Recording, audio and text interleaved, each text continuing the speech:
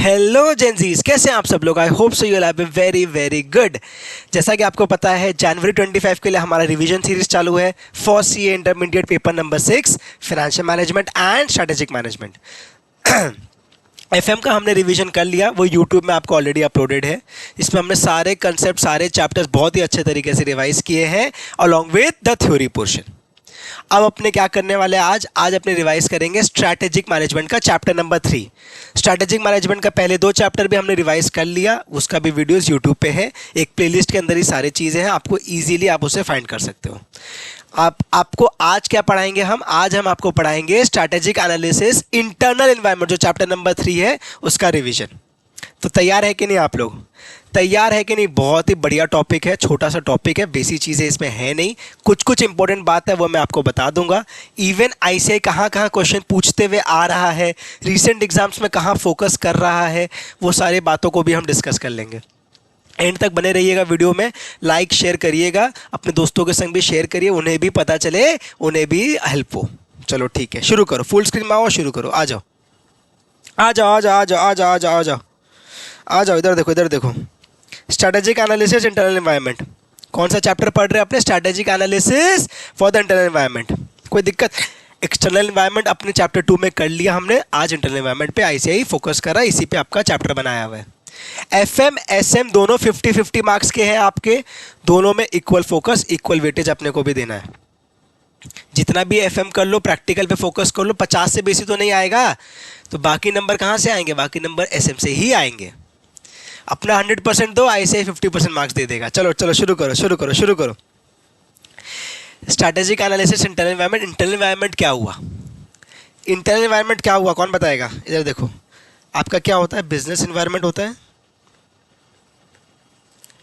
एक business environment होता है, अपने को पता है। उसमें अगर 2 डंडा मैं निकालूं, एक हुआ हमारा एक्सटर्नल एनवायरनमेंट, एक हुआ हमारा एक्सटर्नल एनवायरनमेंट, दूसरा क्या है? दूसरा है हमारा इंटरनल, दूसरा है हमारा इंटरनल एनवायरनमेंट।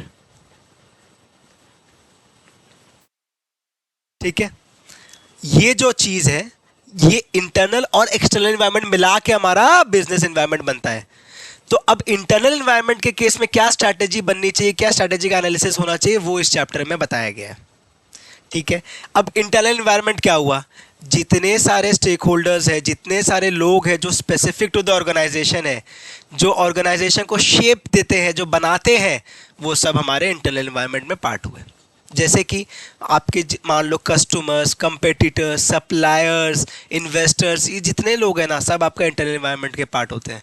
ये सब से मिलके बनता है हमारा बिजनेस का इंटरनल एनवायरनमेंट। आ जाओ किताब के हिसाब से चलते हैं, फटाफट करते हैं। एग्जाम में अगर क्वेश्चन आया व्हाट इज इंटरनल एनवायरनमेंट, इधर देखो, एक बार ग्रीन से हाईलाइट कर रहा हूँ एक चीज़। इंटरनल एनवायरनमेंट का व्हाट इज इंटरनल एनवायरनमेंट का क्वेश्चन आया तो कहाँ से लिखोगे? यहाँ से लिखना, what is internal environment.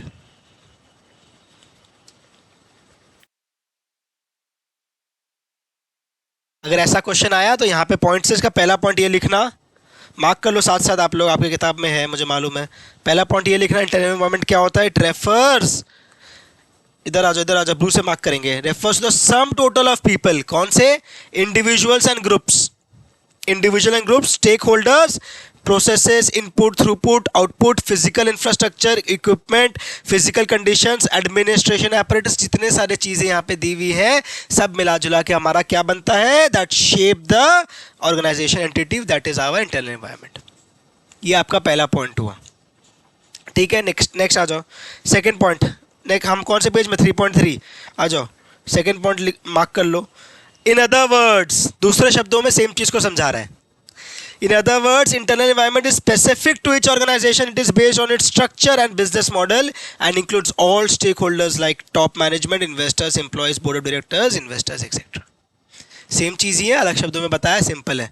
Third point, ये 3 पॉइंट आपको लिख के आने हैं। आपका इंटरनल एनवायरनमेंट अगर क्वेश्चन आया, right a short note on what is internal environment, right a short note on internal environment, explain internal environment. कुछ भी आपका इंटरनल एनवायरनमेंट का क्वेश्चन आया तो ये 3 पॉइंट आपको लिखना है। समझ में आ रहा है? ये पहला पॉइंट, ये दूसरा पॉइंट और ये तीसरा पॉइंट। समझ में आ गया? यस। तीसरा पॉइंट भी क्या बोलता है, सेम चीज़ ही को बोलता है। Internal environment also involves what, understanding of ethics, principles, work environment, employ friendliness, confidence of investors. सारी नॉर्मल बात है।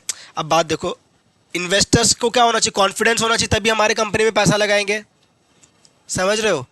फ्रेंडलीनेस क्या हुआ, एम्प्लॉय फ्रेंडलीनेस होना चाहिए, एम्प्लॉय को अच्छा माहौल मिलना चाहिए, वर्क कल्चर अच्छा होना चाहिए, फ्रेंडली माहौल, सबको अप्रिशिएट करते हैं सब, तो उसमें रहना चाहिए ताकि हमारा ऑर्गेनाइजेशन अच्छा से ग्रो कर पाए। एथिक्स प्रिंसिपल्स तो रहनी ही चाहिए, वो सारी बातें भी यहाँ पे दी हुई है, ठीक है। अब अपना को क्या पढ़ना है, thus it is even important to understand the internal environment from a strategic analysis perspective. वो पूरा चैप्टर अब अपना उसके ऊपर है। समझ में आ गया, वार्म अप हो गया, बेसिक अंडरस्टैंडिंग मिल गई। शुरू करें अब अच्छा से, एकदम डीप चैप्टर में, जो आपको एग्जाम के लिए देखो, what is internal environment generally नहीं पूछता है, ठीक है ना। What is internal environment generally नहीं पूछता है ये वाला पार्ट। बट देखो, अपने आपको क्या करा रहे हैं, आपको जितना चीज़ इंपॉर्टेंट है वो सारा तो आपको बताएंगे, मार्क भी करा रहे हैं। जहाँ जहाँ मुझे लगता है कि थोड़ा सा रीड करने से काम आपका हो जाएगा, मैं आपको बता दूंगा, उसको सिर्फ रीड कर लेना, आपका काम हो जाएगा। जहाँ मैं इंपॉर्टेंट बोल रहा हूँ, मार्क करा रहा हूँ, वहाँ आपको भी मार्क करना है। मैं अपने लिए मार्किंग कर रहा हूँ नहीं, मेरा तो काम हो गया, मैं तो सीए बन गया। आपको बनना है, आपको मार्क करना होगा। समझ में आ रही है, यस। आ जाओ चलो आ जाओ सर, स्टार्ट करो टॉपिक बढ़िया से, एकदम फर्स्ट क्लास। स्टेक होल्डर्स क्या होता है, अच्छा स्ट्रैटेजिक एनालिसिस क्या होता है, हल्का सा पहले ये बताते, लास्ट आपको बताया था हमने। स्ट्रैटेजिक एनालिसिस क्या होता है, analyse the external internal environment and then make the business decision, वो हमारा स्ट्रैटेजिक एनालिसिस हुआ। स्टेक होल्डर्स क्या हुए, हमारे की स्टेक होल्डर्स कैसे समझे हम। सर आपने कहा कंपिटिटर्स भी स्टेक होल्डर हुए, एम्प्लॉय भी हुए, इन्वेस्टर भी हुए, तो key stakeholders, major stakeholder जिन्हें हमें सेटिस्फाइड रखना है, जिन्हें हमें खुश रखना है, वो हम कैसे पता करेंगे, तो उसके बारे में अब आपका किताब में दिया हुआ। इधर आओ एक बार, जैसा कि मैंने आपसे कहा, इधर वाला, they may be the employees, shareholders, investors, suppliers, customers, regulators, सब स्टेक होल्डर्स हुए। इसमें से की स्टेक होल्डर्स को कैसे आइडेंटिफाई करेंगे, उसके बारे में लिखा हुआ है। समझ में, ऐसे रीड कर लेना इस पार्ट को, उसमें कोई ऐसा दिक्कत आपको होगा नहीं, इसको रीड कर लेना। मेन चीज़ पे आते हैं, स्टेक होल्डर्स क्या होता है मैंने आपको बता दिया, या इसको रीड कर लो, आपका काम हो जाएगा। एक एग्जाम्पल भी दिया, फॉर एग्जाम्पल, बुक का एग्जाम्पल है, चलो ध्यान दो। An organization involved in healthcare innovation needs to have long-term perspective about its ROI, return on investment, as there may be long time between investment into research timelines and a commercial outcome.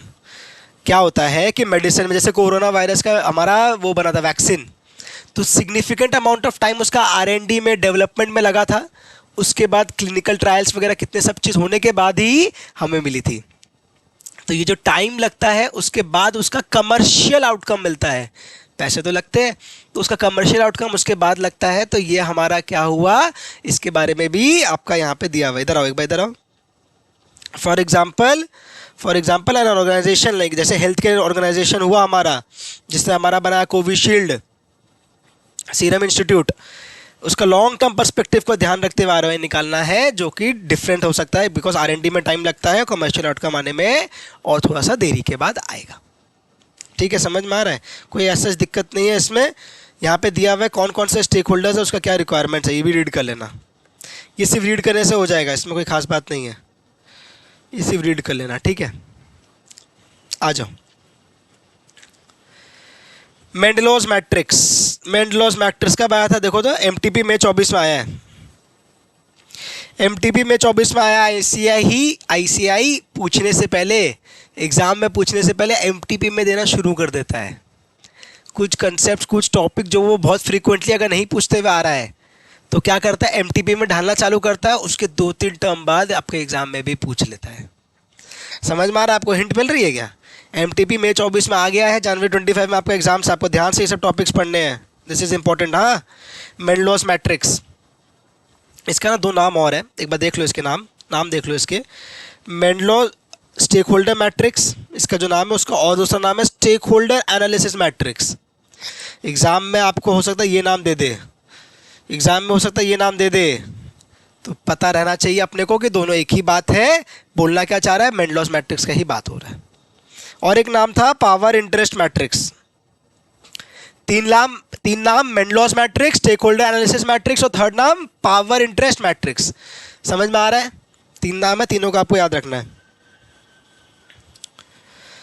इससे हमें क्या मिलेगा की stake holders की बात होती है, काम की बात पे डायरेक्ट आते हैं। ये आप लोग रीड कर लेना, इसमें कोई दिक्कत नहीं होगा। एक एग्जाम्पल के संग करेंगे, बड़ा बढ़िया से समझ में आएगा। ग्राफ के संग करेंगे। आ जाओ इधर आओ, सीधा इधर आओ।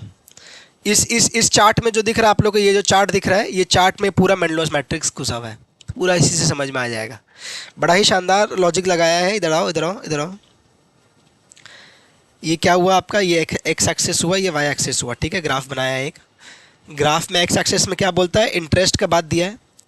इंटरेस्ट इन द ऑर्गेनाइजेशन के मतलब कितना ऑर्गेनाइजेशन में लोगों को इंटरेस्ट है। यहाँ पे एक्स एक्सिस वो डिनोट कर रहा है। वाई एक्सिस क्या डिनोट कर रहा है, पावर या इन्फ्लुएंस, मतलब कि जो लोगों को इंटरेस्ट है उनको पावर कितना है उनके पास। आज अगर मैं इन्वेस्टर हूँ किसी ऑर्गेनाइजेशन का, किसी कंपनी का मैं इन्वेस्टर, मैं रिलायंस का शेयर ले लेता हूँ, तो मेरा इंटरेस्ट हुआ रिलायंस में। आज अगर मैं रिलायंस का एक शेयर ले लेता हूँ तो रिलायंस में मेरा इंटरेस्ट है, ऑब्वियसली है ना, मेरा फाइनेंशियल इंटरेस्ट हो गया, मेरे पैसे लगे उसमें। अब रिलायंस मेरा पावर कितना है, जितना पावर मुकेश अंबानी साहब का उतना पावर क्या मेरा है? नहीं, बिकॉज उनके पास मेजॉरिटी शेयर्स है, उनके पास सिग्निफिकेंट अमाउंट ऑफ शेयर्स है, मेरे पास सिर्फ मान लो एक शेयर है।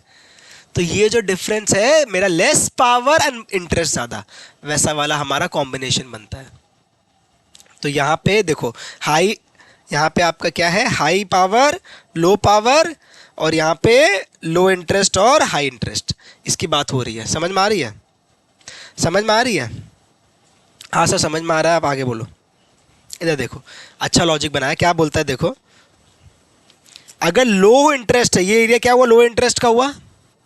लो इंटरेस्ट और लो पावर है, ये लो प्रायोरिटी के लोग हुए। लो इंटरेस्ट लो पावर हमारे क्या हुए, लो प्रायोरिटी के लोग हुए। मतलब इधर देखो, इधर देखो, हमारे बिजनेस मैगजीन्स, मीडिया हाउसेस, हमारे जितने बिजनेस मैगजीन्स मीडिया हाउसेस वाले लोग होते हैं, इधर आओ, उन्हें क्या होता है, उन्हें उनका इंटरेस्ट कम रहता है। नहीं सर, उन्हें तो बहुत इंटरेस्ट रहता है, वो तो न्यूज़ में दिखाते हैं। न्यूज़ में तो उन्हें जो सब कुछ उनका ड्यूटी है, जॉब है उनका न्यूज़ दिखाना। न्यूज़ दिखाना बिजनेस मैगजीन में छापना तो उनका ड्यूटी है, जॉब है, सब टाइप की खबर छापते हैं वो लोग। लेकिन उनका हमारे ऑर्गेनाइजेशन का सक्सेस ग्रोथ से कोई मतलब है क्या? नहीं है।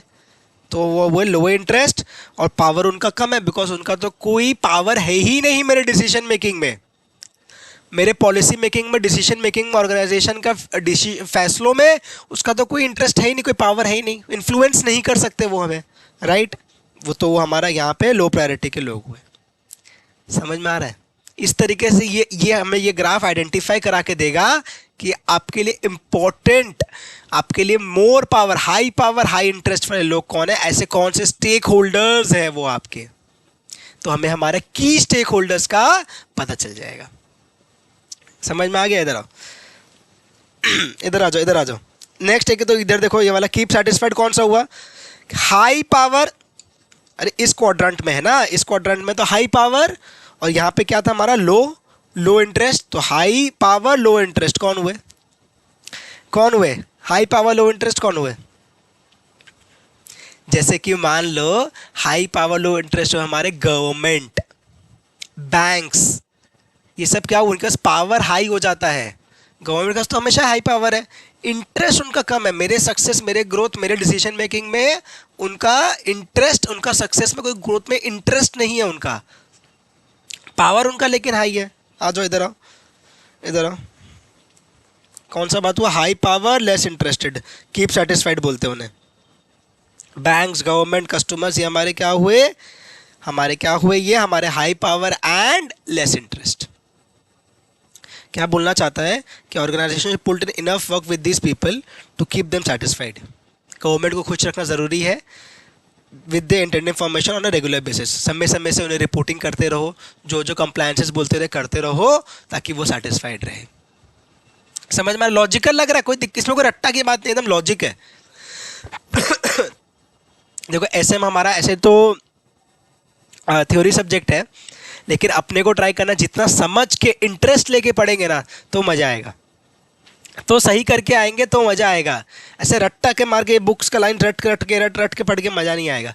समझ के पढ़ते, सोच के पढ़ते, एग्जाम्पल्स ले लेके पढ़ेंगे तो इंटरेस्ट बनेगा। ठीक है, आ जाओ इधर, आ जाओ इधर आ जाओ, एक काम करो, इसमें आ जाओ, पहले कीप इन्फॉर्म में आ जाओ। ये कौन सा हुआ आपका? ये हुआ लो पावर और हाई इंटरेस्ट।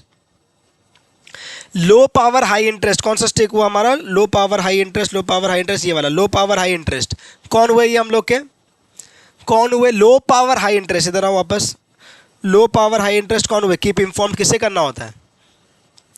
सोचो, एक बार सोचो, खुद से सोचो, अगर एग्जाम्पल खुद से आप बोल पाओ तो बहुत ही अच्छा रहता है।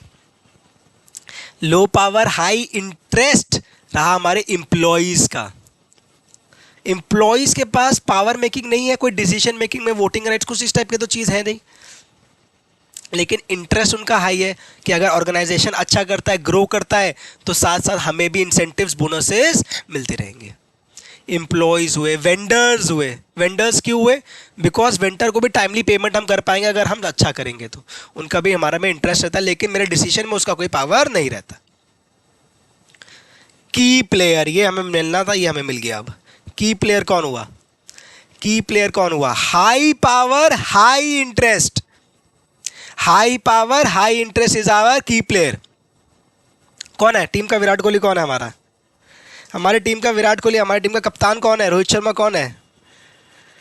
हाई पावर हाई इंटरेस्ट हुए हमारे, मान लो बोर्ड ऑफ डायरेक्टर्स का, सीईओज का, ये सब क्या हुए? हमारे मुकेश अंबानी साहब का हाई पावर हाई इंटरेस्ट है इन रिलायंस इंडस्ट्रीज। समझ में आ रहा है?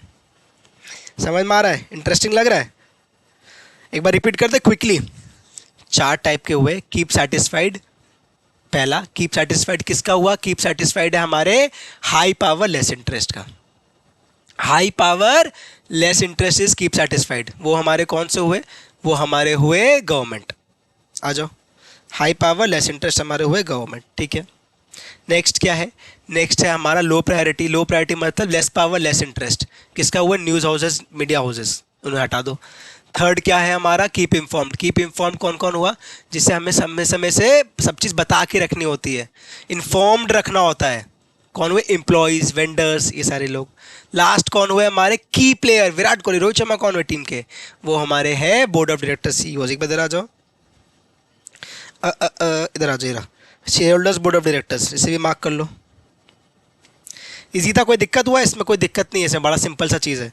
एग्जाम में आप लोग ये ग्राफ भी बना देना, मैं सजेस्ट करूँगा एग्जाम में ये ग्राफ बना देना, एक बेटर प्रेजेंटेशन लगता है, अच्छा लगेगा।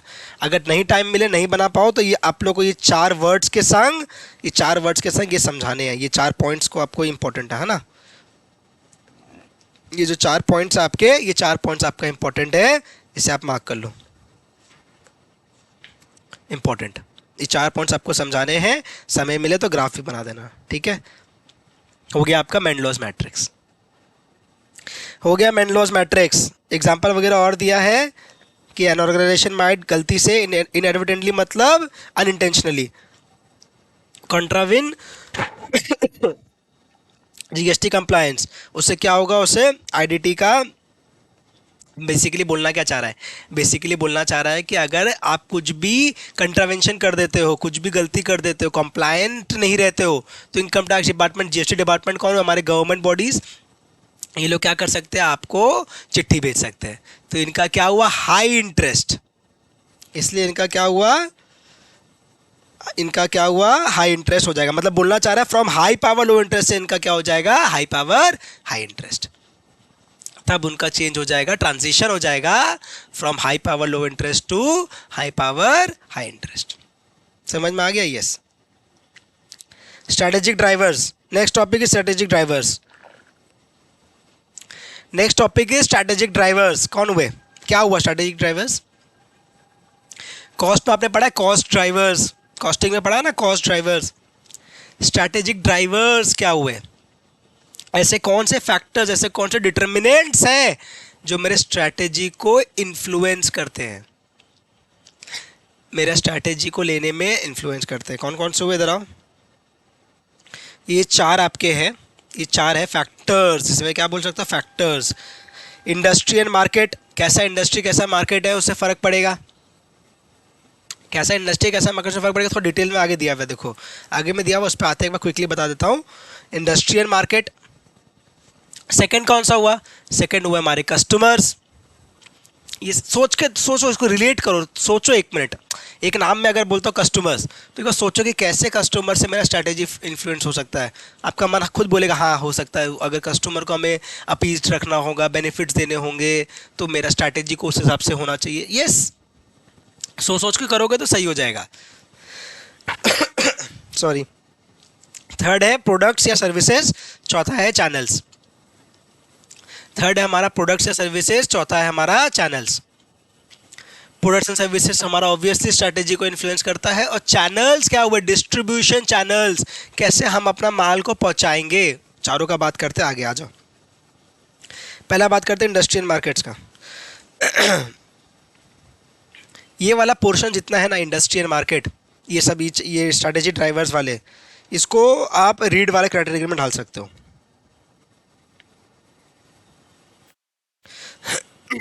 रीड वाला कैटेगरी में ढाल सकते हो। सर रीड वाला कैटेगरी मतलब एग्जाम में नहीं आएगा, ऐसा है क्या?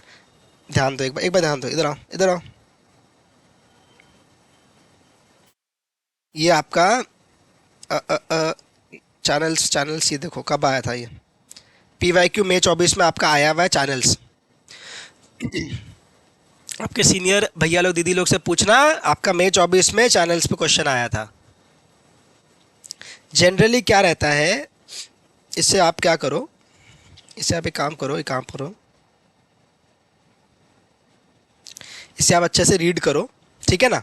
ये टॉपिक को भी अच्छा से रीड करो, स्ट्रैटेजिक ड्राइवर्स भी छोड़ना कुछ नहीं है, सारा चीज़ अपने को पढ़ना है। हल्का सा ना ये, जैसे आगे पोर्टर वगैरह की बातें और होंगी तो वो सब बहुत ज़्यादा इंपॉर्टेंट हो जाता है। ये भी आपके लिए इंपॉर्टेंट है बट कंपेरेटिवली लेस इंपॉर्टेंट है। जैसे कि मैंने आपको दिखाया, मे में आपका एग्जाम में पूछ चुका है, तो हम कुछ छोड़ तो नहीं सकते, सारा चीज़ अपने को अच्छे से पढ़ना है।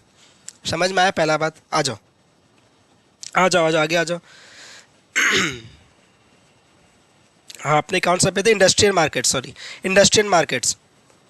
इंडस्ट्रियल मार्केट्स कौन सा इंडस्ट्री में है, मतलब जैसे ऑटोमोबाइल इंडस्ट्री हुई, पावर का इंडस्ट्री हुआ, टेलीकॉम इंडस्ट्री, कितने टाइप के इंडस्ट्रीज़ है, तो कंपनी किस इंडस्ट्री में फॉल करती है उस हिसाब से भी उसे क्या होता है, अपना स्ट्रैटेजी ड्राइवर में वो भी आता है। मतलब कि इंडस्ट्री के हिसाब से उसे अपना डिसीजन मेकिंग लेना पड़ता है, इंडस्ट्री के हिसाब से फैसले लेते हैं। बुक में आ जाओ, बुक में क्या लिखा देखते हैं, अब आ जाओ। Similar companies group into industries.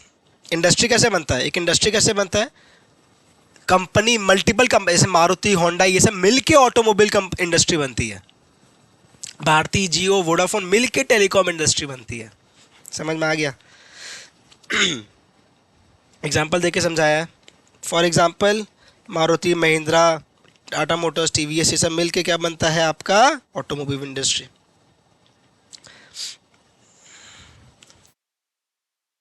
Market क्या हुआ? मार्केट का हमने बात किया था लास्ट चैप्टर में भी, मार्केट का हमने बात किया था लास्ट चैप्टर में भी। मार्केट एक basically is nothing but a place way both buyers and sellers interact and strike a common deal.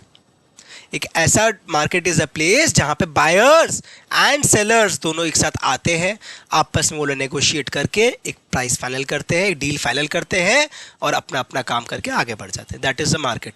Market can be physical, even stock exchange is a market, अपना grocery store is also a market, Amazon is also a market. कैसे भी type के अलग अलग type के markets हो सकते हैं। समझ में आ रही है? कोई दिक्कत है इसमें? नहीं, कोई दिक्कत तो नहीं है, सिंपल सी बात है। फिजिकल एंटिटी, मार्केट में भी है फिजिकल एंटिटी और में भी वर्चुअल, लाइक ई कॉमर्स, जैसा कि मैंने आपसे कहा वही बात यहाँ पे दी हुई है। एक इंपॉर्टेंट टॉपिक पे आ जाओ, strategic group. This is very important. हाँ, ये कब आया था मालूम है आपका? मई 24 में पूछा गया है स्ट्रैटेजिक ग्रुप। स्ट्रैटेजिक ग्रुप क्या होता है? एग्जाम्पल से समझते हैं, मजा आएगा, समझ में आएगा स्ट्रैटेजिक ग्रुप क्या होता है। स्ट्रैटेजिक ग्रुप क्या होता है, एग्जाम्पल से देखते हैं। एक सेकंड, फुल स्क्रीन करता हूँ, आ जाओ।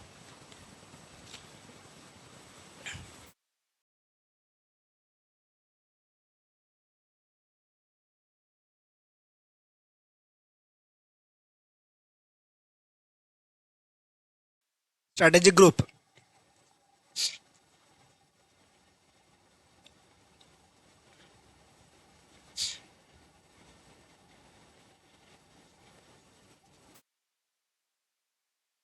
स्ट्रैटेजिक ग्रुप का क्या मतलब है? देखो, स्ट्रैटेजिक ग्रुप का आपका मतलब ये है, मैं एक बार मैं भी आ जाता हूँ, चलो आ जाओ आ जाओ, मैं भी आ जाता हूँ, आ जाओ आ जाओ। स्ट्रैटेजिक ग्रुप क्या हुआ? स्ट्रैटेजिक ग्रुपिंग एक टेक्निक है इंडस्ट्री में अपना प्लेस फाइंड आउट करने का, इंडस्ट्री में अपना प्लेस फाइंड करने का। जैसे मान लो कोई भी एक इंडस्ट्री का एग्जांपल ले लो आप, ऑटोमोबाइल इंडस्ट्री है मान लो, तो ऑटोमोबाइल इंडस्ट्री में बहुत टाइप के लोग हैं। एक है लग्जरी गाड़ियां बनाती है, बीएमडब्ल्यू जैसी गाड़ियां, लग्जरी गाड़ियां बनती है। एक है कॉस्ट इफेक्टिव गाड़ियां, जैसे मारुति हमारे टाइप गाड़ियां बनाती है मिडिल क्लास सेगमेंट को टारगेट करने के लिए, तो वो भी एक टाइप हुआ। एक हुआ लग्जरी गाड़ियां। सब अलग अलग टाइप से बिजनेस कर रही है। अब उसमें अगर मुझे घुसना है तो मुझे फाइंड आउट करना होगा कि मैं किस इंडस्ट्री पे, ऑटोमोबाइल इंडस्ट्री के किस सेगमेंट पे एग्जैक्टली केटर करूं। मैं लो बजट वाली गाड़ियां बनाऊं कि मैं लग्जरी गाड़ियां बनाऊं। तो ये वाला जो चीज़ है, ये करने में हेल्प करता है हमारा स्ट्रैटेजिक ग्रुप मैपिंग। कैसे होगा? एक तरह एक थ्योरेटिकल एग्जांपल से करते समझ में आएगा। एग्जांपल है, मान लो कोई इंडस्ट्री में 6 टाइप के प्लेयर है, ठीक है, 6 टाइप के प्लेयर है। ये आपके 6 टाइप के प्लेयर किसी इंडस्ट्री में काम कर रहे हैं। अब मैं क्या करूँगा, मैं ग्रुप बनाऊंगा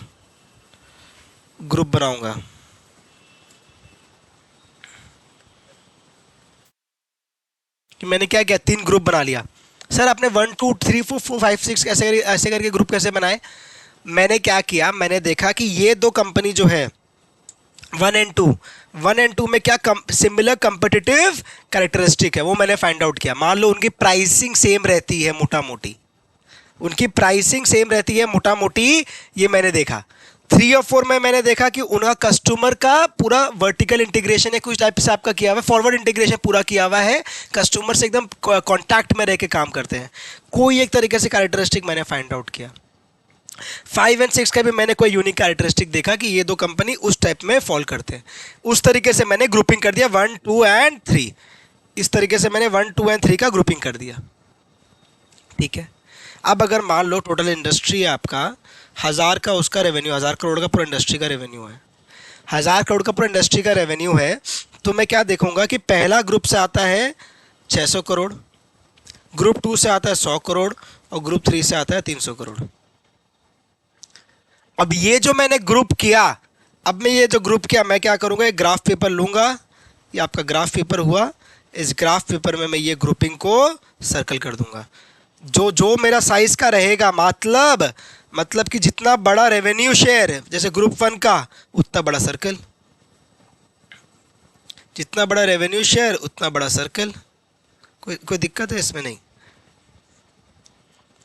ग्रुप 2 मेरा छोटा सर्कल और ग्रुप 3 मेरा मीडियम सर्कल। ये मेरा आ गया ग्रुप 1 का, ये मेरा आ गया ग्रुप 1, ये आ गया मेरा 2 और ये आ गया 3। सॉरी, हाँ, अब देखो ये जो मैंने ग्रुपिंग किया 1 2 एंड 3, ये क्या हुआ, मेरा स्ट्रैटेजिक ग्रुप मैपिंग। अब इससे मैं फाइंड आउट कर सकता हूं मुझे कहां एंटर करना है, मुझे इस ग्रुप में जाना है, इसमें जाना है या इसमें जाना है। ये हेल्प करता है स्ट्रैटेजिक ग्रुप मैपिंग। समझ में आ गया?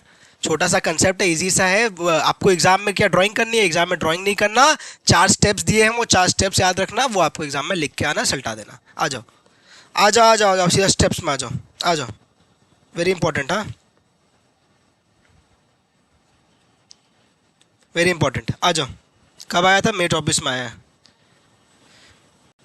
Identify the competitive characteristics that differentiate firms in the industry. Typical variables जैसे कैसे भी हो सकते हैं, आपका geographic coverage, degree of vertical integration, product line breadth, all degree of services offered.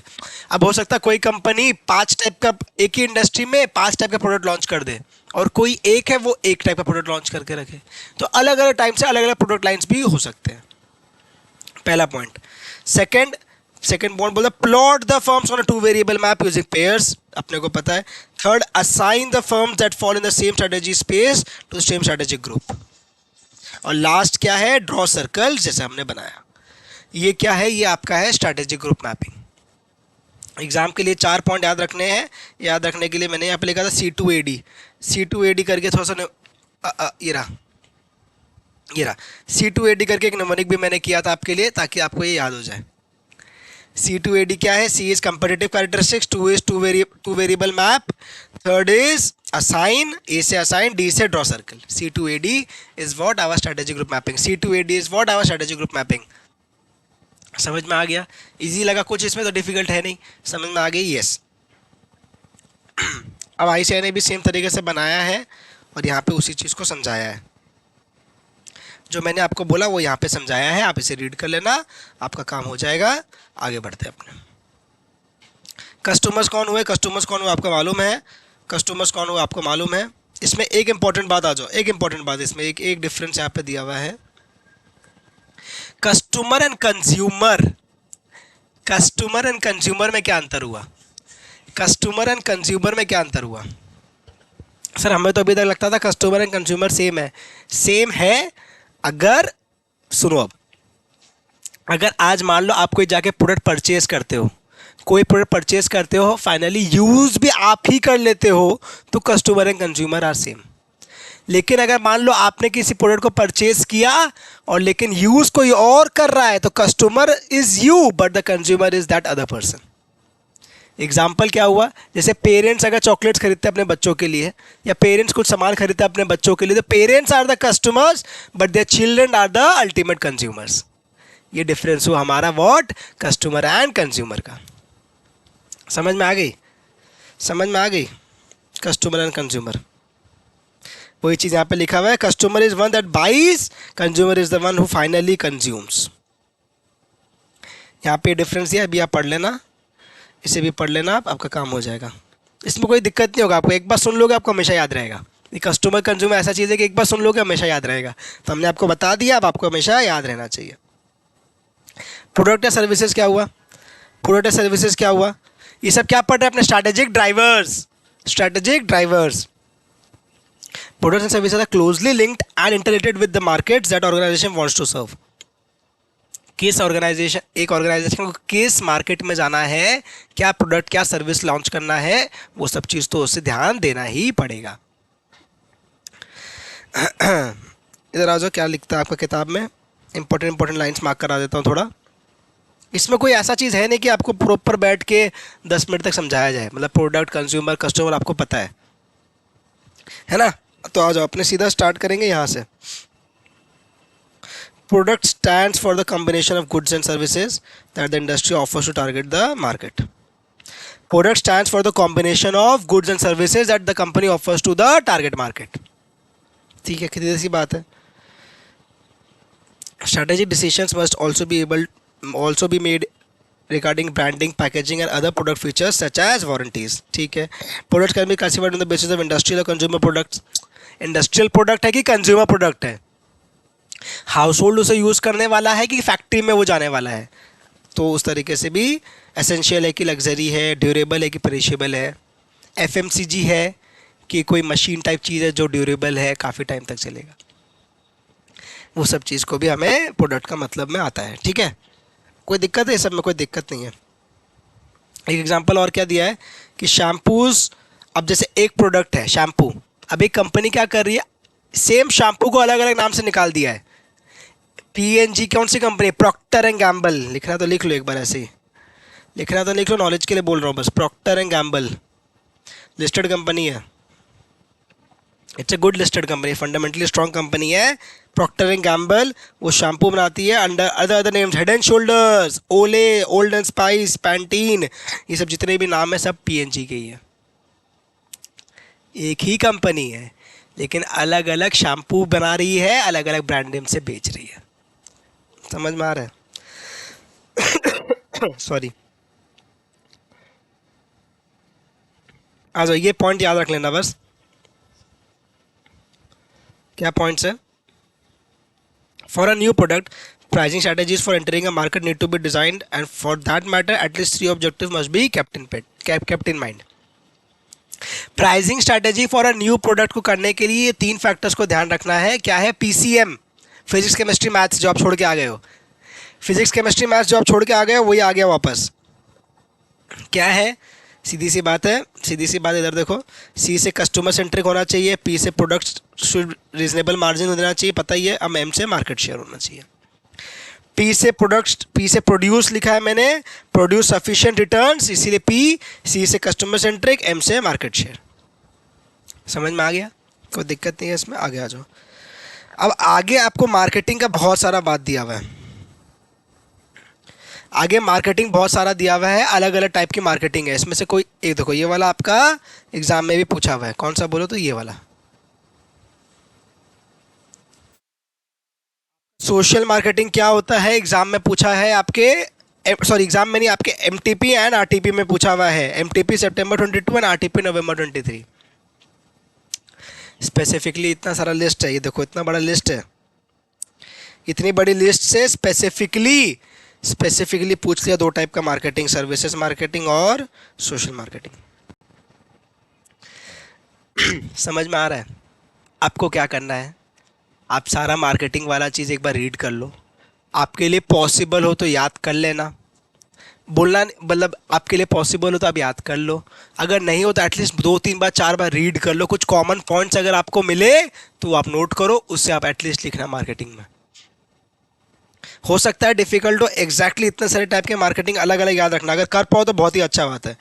इतने सारे मार्केटिंग अलग अलग याद रखना कर पाओ तो बहुत ही अच्छा बात है, लेकिन कुछ कॉमन पॉइंट्स को इस तरीके से कुछ कुछ आप पढ़ पाओ तो ज़रूर पढ़ लेना एटलीस्ट। बहुत ज़्यादा क्वेश्चन मार्केटिंग का स्पेसिफिक्स में नहीं पूछा जाता है, मतलब बहुत ज़्यादा बार ऐसा नहीं आता कि व्हाट इज़ पर्सनल मार्केटिंग पूछ लिया। अब कभी आपका लक ही वैसा रह गया कि पर्सनल मार्केटिंग पूछ लिया गया तो अलग बात है, लेकिन जनरली ऐसे व्हाट इज़ पर्सनल मार्केटिंग पूछ लिया ऐसा नहीं होता। तो वही मैं बोल रहा हूँ, एक बार रीड कर लेना, आपका काम हो जाएगा। अपने आगे बढ़ते हैं। मार्केटिंग का एक एक चीज़ में अपने अभी बैठेंगे तो अपने को आगे बढ़ने से कंप्लीट नहीं हो पाएगा अपना चैप्टर। मार्केटिंग में एक एक में ऐसा कुछ समझाने को नहीं है, थ्योरेटिकल बात है, पढ़ लेना, आपका काम हो जाएगा। अपने आगे बढ़ते हैं। चैनल्स, चैनल्स, चैनल्स कब आया था देखो तो, previous year question May 24।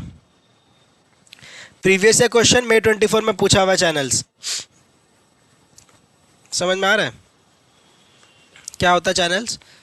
Channels is the distribution system. जैसा कि मैंने आपसे कहा, चैनल्स क्या होता है, डिस्ट्रीब्यूशन करना होता है हमें। हमारे प्रोडक्ट आज एक कंपनी ने बना लिया, मैन्युफैक्चर कर लिया, तो कैसे वो पहुंचाएगा अपने नेक्स्ट होलसेलर या रिटेलर के पास, तभी तो कस्टमर जाके खरीदेगा उनसे।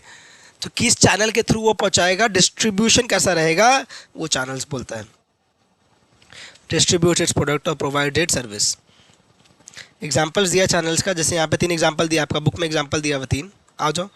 पहला एग्जाम्पल किसका है, लैक्मे का। लैक्मे क्या बोलता है कि रिटेल स्टोर से बेचता है, इंटरमीडिएट स्टोर्स भी है, नायका वाइका पे भी वो सामान रखता है अपना। रिलायंस ट्रेंड्स में भी आप जाओगे तो नायका का लैक्मे का सामान आपको मिल जाएगा।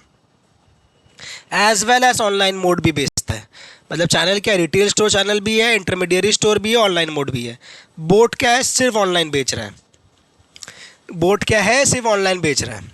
ये जब किताब बना था पहले का है, ये अपडेट नहीं हुआ। आज के डेट में बोट का आपको रिटेल में भी मिल जाता है। कोको कोला क्या है, वो रिटेल में बेचता है, स्ट्रीट डिस्ट्रिक्ट सब जगह आपको मिलता है। इवन डंजो, ब्लिंकिट, जेप्टो, अब आगे आपका स्विगी, इंस्टामार्ट, सब जगह आपको कोको कोला मिल जाएगा। ये सब क्या हुए, हमारे अलग अलग चैनल्स हुए। समझ में आ गए? इसमें कोई दिक्कत तो है नहीं, सिंपल सी बात है। सॉरी, आ जाओ। यहाँ पे 3 चैनल का बात लिखा हुआ है। एग्ज़ाम में क्या करता है, केस स्टडी बना के दे देता है। एग्ज़ाम में क्या करेगा, केस स्टडी बना के दे देगा, जिसमें पूरा स्टोरी दे देगा कि एक कंपनी XYZ लिमिटेड, उसका ऐसे ऐसे उसने प्रोडक्ट बनाया, फिर ऐसे ऐसे वो इस तरीके से अपना रिटेलर तक या ऐसे करके पहुंचा रही है। तो आपको बोला जाएगा एग्ज़ाम में कि आइडेंटिफाई द चैनल, कौन सा चैनल है ये। समझ रहे हो? एग्ज़ाम में अब डायरेक्ट क्वेश्चन नहीं आते, अब आपके थोड़े से case study based, application based question आते हैं, जैसा कि वो बोलते हैं। उसमें अब आपको क्या है, थोड़ा सा आपको सोच के समझ कर लिख के आना होगा। सेल्स चैनल क्या हुआ, सेल्स चैनल क्या हुआ, intermediaries involve in selling the product through each channel ultimately to the end user. Intermediaries, जो बीच में इंटरमीडियरीज है which are involve in selling the product through each channel to the end user is the sales channel. सीधी सी बात है, इसमें कोई दिक्कत नहीं। एग्जाम्पल दिया हुआ है, एग्जाम्पल देख लेते एक बार, समझ में आ जाएगा। एग्जाम्पल देख लो। Fashion designers use agencies to sell their products to retail organizations so that consumers can access them. मतलब कि एजेंसीज क्या हुए, हमारे इंटरमीडियरीज हुए, तो हमारे इंटरमीडियरीज हुए इन एजेंसीज जिसके थ्रू रिटेल ऑर्गेनाइजेशंस तक हमारा प्रोडक्ट जाता है। समझ में आ गया? यस। नेक्स्ट पे आ जाओ। नेक्स्ट 1 सेकंड देना प्लीज़, मुझे 1 सेकंड देना। हाँ, तो हम बात कर रहे थे प्रोडक्ट चैनल का। सॉरी, थोड़ा सा मेरा आवाज़ डाउन है इसलिए वीडियो हल्का सा पॉज करना पड़ा। बट प्रोडक्ट चैनल क्या हुआ? प्रोडक्ट चैनल और हमारा लास्ट चैनल बचा है service channel. Product channel simple सा बात है, अगर आप अमेज़न से कुछ परचेज़ करते हो, आप बायर हो, आपने परचेज़ कर लिया, सामान पूरा आप तक डिलीवर हो जाता है, फिज़िकली जितने काम उसमें होते हैं, जो सामान का ऑर्डर लेके डिलीवर करवा के आपके तक घर तक पहुंचाने वाला, ये पूरा लॉजिस्टिक मेंटेनेंस, पूरा काम जो करता है, जो हैंडलिंग होती है पूरी प्रोसेस की, वो प्रोडक्ट चैनल को हमें वही दर्शाता है। आ जाओ, प्रोडक्ट चैनल क्या बोलता है? Product channel focuses on the series of intermediaries. हाँ, सही बात है। who physically handle the product on its path from its producer to the end user। समझ में आ गया? अमेजन का एग्जाम्पल याद रखना, याद हो जाएगा। एग्जाम्पल अमेजन लिख लो, अमेजन से याद रखना, याद रहेगा। Product channel. सर्विस चैनल क्या हुआ? अब आप जाके मान लो क्रोमा है, क्रोमा से आप जाके कोई वाटर प्योरीफायर खरीदते हो, केंट आर ओ खरीद लेते हो, तो केंट आर ओ आपने खरीद लिया, आपने घर भी ले आया, चलो हो सकता है आप घर ले आओ। अब उस प्रोडक्ट को अल्टीमेट यूज़ में आप कब लाओगे? जब वो इंस्टॉल हो जाएगा। वो इंस्टॉल क्या होगा, वो कैसे होगा, उसका जो लोग इन्वॉल्व रहते हैं, that is the service channel. आ जाओ। for the entities that provide the necessary services to support the product। Product तो बिक गया, सपोर्ट द प्रोडक्ट मतलब उसे अल्टीमेट यूज़ में तो लाना होगा। आज it moves through the sales channel, बिक गया तो sales channel, and after purchase by the end user. Example यहाँ पे कोई डिशवेयर का एग्जाम्पल, सेम एग्जाम्पल दिया हुआ है, आपको जोन सा एग्जाम्पल याद रहे याद रखना। एग्जाम्पल लिख देता हूँ मैं, केंट वाटर प्योरीफायर। एग्जाम्पल से जितना सोचोगे ना, इंटरेस्टिंग भी लगेगा और याद भी रहेगा। एग्जाम्पल से जितना सोचोगे उतना इंटरेस्टिंग भी रहेगा और याद भी रहेगा अपने को। समझ में आ गई? यस। यहाँ पर रीड कर सकते हो, आगे का कोई दिक्कत नहीं है। मेन आगे नेक्स्ट टॉपिक पे आते हैं। हमारा कोर कंपिटेंसी, वेरी इंपॉर्टेंट। हाँ, कोर कंपिटेंसी इज इंपॉर्टेंट। क्या हुआ कोर कंपिटेंसी? क्या हुआ? कौन बताएगा? बताओ कोर कंपिटेंसी क्या हुआ? आप लोग वीडियो में हो कि नहीं अभी तक? लाइक शेयर सब्सक्राइब सब करो आप लोग, ताकि आपको फर्स्ट क्लास अपडेट्स मिलता रहे। चलो सर, क्या आप कोर कंपिटेंसी बताओ। कोर कंपिटेंसी का मतलब हुआ कि एक ऐसा कैपेबिलिटी, एक ऐसा स्किल डेवलप करना जिसके वजह से मेरे को एक सस्टेनेबल एडवांटेज मिल जाए ओवर माय कंपिटिटर्स। मैंने एक ऐसा स्किल डेवलप कर लिया, एक ऐसा एडवांटेज मिल गया मुझे, एक ऐसा मैंने अपने पे काम किया ताकि मैं अपने कंपिटिटर्स के ऊपर इजीली जीत पाऊँ। क्या बोल रहे हो? इधर आओ। एन ऑर्गेनाइजेशन, इधर आओ, जो मेन काम का बात पे आते हैं इधर से directly. C K Prahalad and Gary Hamel. C K Prahalad कौन हुए? कोयम्बतौर कृष्णराव प्रहलाद, इनका पूरा नाम है कोयम्बतौर कृष्णराव प्रहलाद। सर हम एग्जाम में आएगा क्या? एग्जाम में कभी नहीं आएगा, बस ऐसी नॉलेज दे रहा था। कोयम्बतौर कृष्णराव प्रहलाद और गैरी हैमल, ये सब यूएस से पढ़े हुए लोग हैं सब। इन्होंने कोर कॉम्पिटेंसी का कंसेप्ट निकाला था, अपने किताब इन्होंने बनाया था, एक रिसर्च रिपोर्ट इन्होंने बनाया था हार्वर्ड के लिए, उसमें इन्होंने इसको डाला था। तो वहाँ से हमारे इंस्टीट्यूट ने लिया और यहाँ पे पेस्ट कर दिया। मैनेजमेंट थ्योरीज का कंसेप्ट में बताया था इन लोगों ने, ठीक है। कोर कॉम्पिटेंसी अगर एग्जाम में आ गया ना, क्या होता है? तो ये देखो पहला point, core competency is collective learning in the organisation, specially coordinating diverse production skills, collective learning diverse production skills and integrating multiple streams of technologies। क्या क्या बोला? 3 बात बोली, collective learning, diverse production skills और technology, multiple streams of technologies का integration. 3 point हमने बात किया। पहला, दूसरा यहाँ से लिख सकते हो, an organisation combination of technological managerial know how wisdom and experience. एक ही चीज़ को ना अलग तरीके से लिख रहा है, समझ में आ रहा है? as a complex set of capabilities and resources that can lead to competitive advantage over my competitor. Competency क्या हुआ? अब competency क्या हुआ? इधर आओ. Competency is defined as a combination of skills and techniques rather than individual skill or separate technique. वो synergy वाला बात हो गया, 1 और 1 11 कि combination of skills and techniques रहेगा तो आपका क्या होगा? कॉम्पिटेंसी आएगा. इसमें इंपॉर्टेंट चीज़ ये है, देखो इंपॉर्टेंट चीज़ इसमें ये है, according to C K Prahalad and Gary Hamel, a major core competency are identified in 3 areas. ये 3 एरिया में आपका मेजर कॉम्पिटेंसी की बात है. ये 3 एरिया में, ये 3 एरिया का एग्जाम में पूछ सकता है. अब पूछा हुआ भी है कितना बार, देखो तो एक बार आपका आरटीपी वगैरह में कितना बार आया है ये. आरटीपी नवंबर 21, नवंबर 19, नवंबर 18, नवंबर 20, एमटीपी अप्रैल 19. इतना बार आ चुका है ये. आ जाओ आ जाओ आ जाओ, बहुत ध्यान से. Very important very important very important very important. Competitor differentiation, पहला कंपिटेंसी, सेकंड कस्टमर वैल्यू, दूसरा application of competencies to other market. मतलब कि मेरे पास एक ऐसा मैं अपना वैल्यू कर पाऊँ ताकि मैं कंपटीटर से डिफरेंशिएट कर पाऊँ, कंपटीटर से डिफरेंशिएट मैं कर पाऊँ, लोग मुझे ऐसे वैल्यू कर पाए, मैं ऐसा कोर कंपिटेंसी डेवलप करूँ. ये 3 एरिया में कोर कंपिटेंसी की बात कर रहा है, ठीक है ना, इन 3 एरिया में. सेकंड है ऐसा कोर कंपिटेंसी है कि मैं कस्टमर को वैल्यू दे पा रहा हूँ ताकि कस्टमर कहीं और जा ही ना सके. पहला competitor difference, second is customer value. उसको याद रखने के लिए मैंने लिखा सीसीए. सीसी से कोर कंपिटेंस, सीसी से कोर कंपिटेंस, एरिया से ए. सीसी से कोर कंपिटेंस, एरिया से ए, सीसीए. सीसीए से क्या याद रहेगा? कंपटीटर डिफरेंशिएशन, पहला सी, सेकंड सी से कस्टमर वैल्यू, और तीसरा है application of competencies to the other markets. समझ में आ रहा है? इधर देखो, सब इंटरेस्टिंग बात लिखा हुआ. आ जाओ.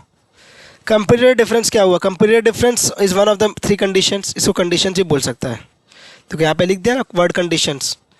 एग्जाम में क्या रहता है ना, पता नहीं रहता, एरिया वर्ड नहीं देगा, कंडीशन दे देगा, तो क्या करोगे? लिख लो अपने किताब में लिख लो. कंडीशन भी बोल सकता है ऐसे, ठीक है ना.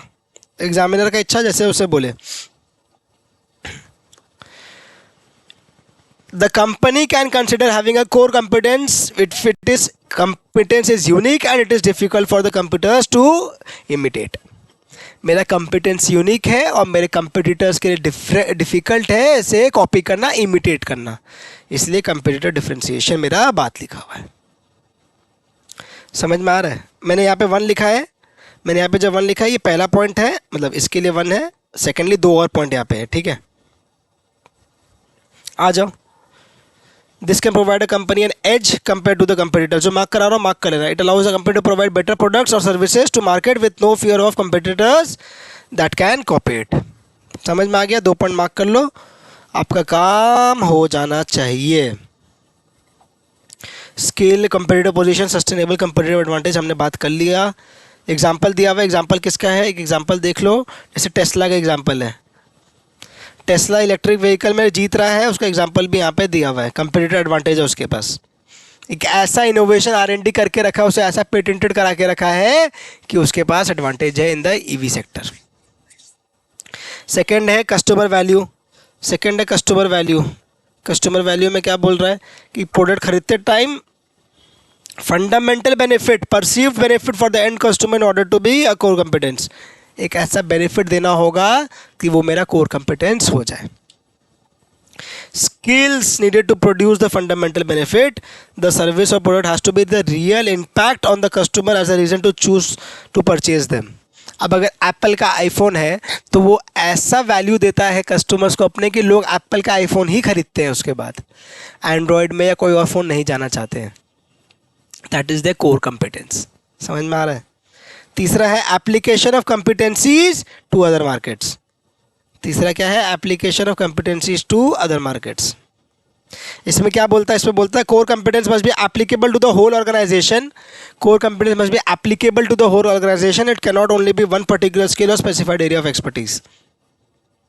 कोर कंपिटेंस पूरा ऑर्गेनाइजेशन में होना चाहिए, एक पर्टिकुलर एरिया पर्टिकुलर स्किल का नहीं होना चाहिए. मतलब कि कंबाइनली पूरा ग्रुप को अच्छे से काम करना होगा to meet its ultimate objective. समझ में आ गई? देखो क्या लिखा है, core competence unique set of skills and expertise which will be use throughout the organisation to open a potential market to be exploit. और इसमें कुछ आपके लिए ज़रूरी है क्या, मैं देख लेता हूँ। ये हमने बात कर लिया, ये आप मार्क कर सकते हो, और इसमें कुछ नहीं है खास। यहाँ पे HUL का एग्जांपल दिया हुआ है कि उसका मार्केटिंग का और कॉम्पिटेंस है, वो आप लोग पढ़ लेना।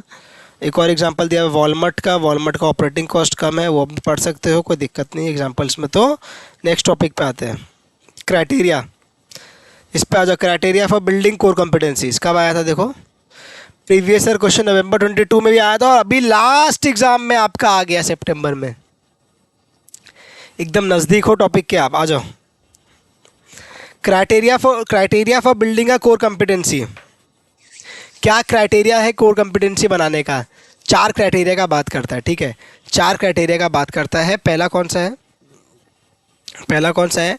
पहला है वैल्यूएबल, सेकंड है रेयर, तीसरा है कॉस्टली टू इमीडिएट, चौथा है नॉन सब्स्टिट्यूटेबल। मतलब वैल्यूएबल, रेयर, कॉस्टली और नॉन सब्स्टिट्यूटेबल। मतलब कि पहला बात कि वैल्यूएबल होना चाहिए कॉम्पिटेंसी मेरा, वैल्यूएबल कैपेबिलिटीज होना चाहिए। कॉम्पिटेंसी को कैपेबिलिटीज भी बोलते हैं ना। Valuable capabilities are the words that allow the firm to exploit opportunities और avoid the threats in the external environment. थोड़ा सा आपको याद करना पड़ेगा, इसके थोड़े वर्ड्स को आपको याद रखने होंगे ताकि आप एग्जाम में सही कर पाओ, ताकि आपको नंबर पूरे मिल जाए। आपको एग्जाम में वैल्यूएबल तो याद रख के लिखना ही है, साथ में अंदर का भी ट्राई करो थोड़ा थोड़ा करके याद करने का, तभी आपको नंबर पूरे पूरे मिलेंगे। समझ में आ रही है? Human capital is important in creating value for the customers. Next आ जाओ, रेयर। रेयर क्या बोलता है? रेयर क्या है? नेक्स्ट क्या है? रेयर कि हमारा जो कंपिटेंसी है, कैपेबिलिटी, वो रेयर होना चाहिए, लोगों के पास, सबके पास नहीं होना चाहिए, वरना कोर कंपिटेंसी कैसे होगा मेरा? मेरा कोर कंपिटेंसी कैसे होगा? जैसे कि मान लो आपका एप्पल का एग्जांपल लेके चलते हैं अपने, उसका आईफोन में आपका iOS, आपका सॉफ्टवेयर iOS ऑपरेटिंग सिस्टम। अब उसमें क्या है कि iOS is a rare thing, मतलब सब Android is Android, iOS is iOS। तो iOS अलग है, वो रेयर है, तो वो हमारा क्या है? रेयर कैपेबिलिटी का बात करता है। कंपेटिटिव एडवांटेज हमें वो देता है, source of competitive advantage, rare capability है वो। Many rivals unlikely to be the sources, सबके पास नहीं होता, बाकी सब एंड्रॉयड में है। Develop and exploit valuable capabilities. मैंने कैपेबिलिटी बना लिया, अब मेरा क्या होगा? डेवलप एंड एक्सपर्ट मैं उसको करूँगा जो कि मेरे कंपेटिटर से मैं अलग कर पाऊँ, डिफ्रेंशिएट कर पाऊँ, ठीक है। नेक्स्ट आ जाओ, costly to imitate. Costly to imitate क्या हुआ? कॉस्टली टू इमिटेट क्या हुआ? अब iOS बना लिया एप्पल ने, तो क्या आज तक इतने साल में कोई और iOS जैसा क्यों नहीं बना पाया? बिकॉज वो ईजी नहीं है। पहला बात वो ईजी नहीं है, कॉस्टली भी है, R&D बैठाना पड़ता है, रिसर्च इतना टाइम से इतना अपना एफर्ट देना होगा, ह्यूमन इंटरवेंशन बहुत लगेगा, एम्प्लॉयज़ इतने सारे को बैठा के बड़ा इंफ्रास्ट्रक्चर लगा के iOS जैसा प्रोडक्ट बनाना पड़ेगा। एग्जाम्पल ICI कौन सा देता है? इंटेल का एग्जाम्पल देता है ICI, इंटेल का एग्जाम्पल में क्या बोलता है कि Intel has enjoyed a first mover advantage more than once because of its rare fast R&D cycle that has the capability to brought SRAM and DRAM internal integrated circuit technology and brought microphone। so आपको example याद रहे दे सकते हो। Basically example में ऐसा नहीं है कि वर्ड टू वर्ड एग्जाम्पल छापना है, ऐसा कुछ नहीं है, आपको जो भी सही एग्जाम्पल लगे वो आप एग्जाम्पल दे सकते हो। नॉन सब्स्टिट्यूटेबल तो ऑब्वियसली जैसे टाटा का एग्जांपल देता है, क्या बोलता है कि टाटा बेसिकली क्या बोलता है कि टाटा का लो कॉस्ट गाड़ी बनती है, तो बहुत सारे लोग लो कॉस्ट गाड़ी टाटा के जैसे बनाना चाहते थे। मान लो टाटा के लो कॉस्ट गाड़ी को कॉपी करना चाहते थे, लेकिन वो कर नहीं पाए बिकॉज सब्स्टिट्यूटेबल नहीं है, दैट इज़ नॉट सब्स्टिट्यूटेबल। आ जाओ do not have strategic equivalents are called non-substitutable. The final criterion for capability to be a source of competitive advantage is that there must be no strategically equivalent valuable resources। अरे उसके जैसा दूसरा रहेगा तो भी वो बना लेगा ना। फिर कोर कंपिटेंसी क्या हुआ? एक स्पेशलिटी क्या हुआ? मान लो किसी का कोर कंपिटेंसी है कि वो एक बार पढ़ के उसे याद हो जाता है एग्जाम्पल, तो वो उसका कोर कंपिटेंसी तभी है ना, तब बाकी लोग नहीं कर पाते वो चीज़, बाकी लोग उससे कॉपी नहीं कर सके। समझ में आ गई? यस। जीरो कस्टमर कंप्लेन किसने चालू किया था? एयरटेल ने चालू किया था। एग्जाम्पल दिया हुआ है, रीड कर सकते हो। स्वॉट एनालिसिस क्या हुआ? स्वॉट एनालिसिस क्या हुआ? हमने पहले भी बात किया इसका स्वॉट का, तो स्ट्रेंथ, वीकनेस, अपॉर्चुनिटी, थ्रेट, ये एक फ्रेमवर्क है। स्ट्रेंथ और वीकनेस इंटरनल हुआ, अपॉर्चुनिटी और थ्रेट एक्सटर्नल हुआ। इंपॉर्टेंट बातें सुनने से याद रह जाता है, इसलिए बोल रहा हूँ। साथ साथ आप चाहो तो लिखते चलो, मार्क करते चलो। Strength weakness is internal and opportunity and threat is external. स्वॉट एनालिसिस इंप्लीमेंट करना चाहिए, सारी बातें यहाँ पे लिखी हुई है, इसमें कोई दिक्कत आपको होगा नहीं। देखो यहाँ पे आओ, यहाँ पे आ जाओ, इस सर्कल पे आ जाओ जो मैंने बनाया है, इस सर्कल पे। स्ट्रेंथ इंटरनल ओरिजिन है, वीकनेस भी इंटरनल है, एक्सटर्नल ओरिजिन का क्या है? अपॉर्चुनिटी और थ्रेट्स, ठीक है। हेल्पफुल रहता है, हेल्पफुल रहता है। स्ट्रेंथ हमारे लिए हेल्पफुल है और अपॉर्चुनिटीज भी हेल्पफुल है, ताकि हम उसे एक्सप्लॉइट कर सके, उसे ग्रैब कर सके। हार्मफुल क्या हुआ? हमारा ऑब्जेक्टिव को अचीव करने में हार्मफुल है। वीकनेस हमारा है तो कोई हार्मफुल है। थ्रेट कोई मुझे आ रहा है तो वो भी मेरे ऑब्जेक्टिव से पहुंचने के लिए हार्मफुल है।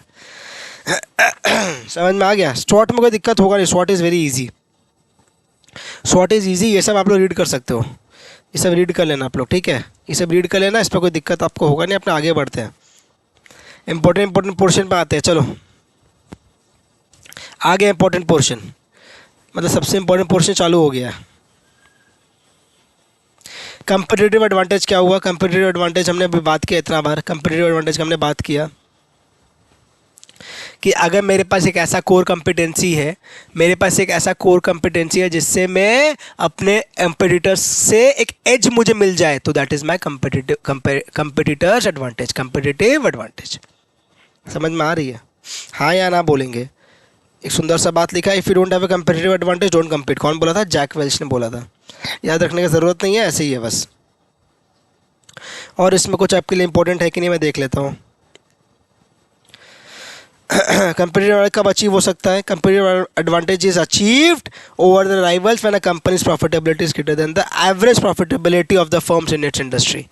कंपटीटिव एडवांटेज कब बोलेंगे? आज अगर मैं बोलता हूँ एनबीएफसी इंडस्ट्री में, एनबीएफसी सेक्टर में आपका बजाज फाइनेंस का कंपटीटिव एडवांटेज है, बिकॉज वो ज़्यादा कमाई कर पा रहा है, ज़्यादा रिटर्न जनरेट कर पा रहा है other than in comparison to all other its peers. तो ये आपका एग्जाम्पल हुआ एक। समझ में आ रही है? समझ में आ रहा है? हाँ या ना में बोलेंगे। इसमें कुछ पॉइंट्स दिए हैं, ये पॉइंट्स आपको याद रखने हैं। 4 कैरेक्टरिस्टिक्स दिए हैं, 4 कैरेक्टरिस्टिक्स ऑफ कंपटीटिव एडवांटेज दिया हुआ है, इंपॉर्टेंट। जहाँ बुलेट फॉर्म मिले that is very important. Durability, transferability, imitability और अप्रोप्रिएबिलिटी, ये 4 पॉइंट्स हैं आपके for sustainability of competitive advantage. 4 characteristics है, कौन कौन से हैं? ड्यूरेबिलिटी, पहला है ड्यूरेबिलिटी, सेकंड है ट्रांसफरेबिलिटी, तीसरा है इमिटेबिलिटी और चौथा है अप्रोप्रिएबिलिटी। 4 आपके पॉइंट्स हैं। 4 पॉइंट्स में क्या बोला है कि ड्यूरेबल रहना चाहिए। आ जाओ आ जाओ आ जाओ। Durable, period over which a competitive advantage is sustained depends on the rate at which the firm's resources and capabilities deteriorate। मतलब कि उसका रिसोर्स और कैपेबिलिटी ड्यूरेबल रहना चाहिए, स्ट्रॉन्ग रहना चाहिए, ज़्यादा जल्दी डिटोरिएट नहीं करना चाहिए, तभी मैं सस्टेनेबल एडवांटेज मुझे मिलेगा। नेक्स्ट क्या? ट्रांसफरेबिलिटी। ट्रांसफरेबिलिटी क्या है कि इजीली ट्रांसफरेबल नहीं होना चाहिए। भाई अगर दूसरा को मैं मेरा एडवांटेज कैपेबिलिटी मिल गया तो वो भी कर लेगा, तो मेरा कंपटीटिव एडवांटेज हट जाएगा, तो वही बात लिखा हुआ है, it is eroded by competition. Imitability क्या हुआ? इमिटेबिलिटी आपका क्या हुआ? कोई कॉपी ना कर सके, build from scratch. If you can not be purchased by would be a imitator then they must be build from scratch, वो हमारा इमिटेबिलिटी हुआ। जैसे कि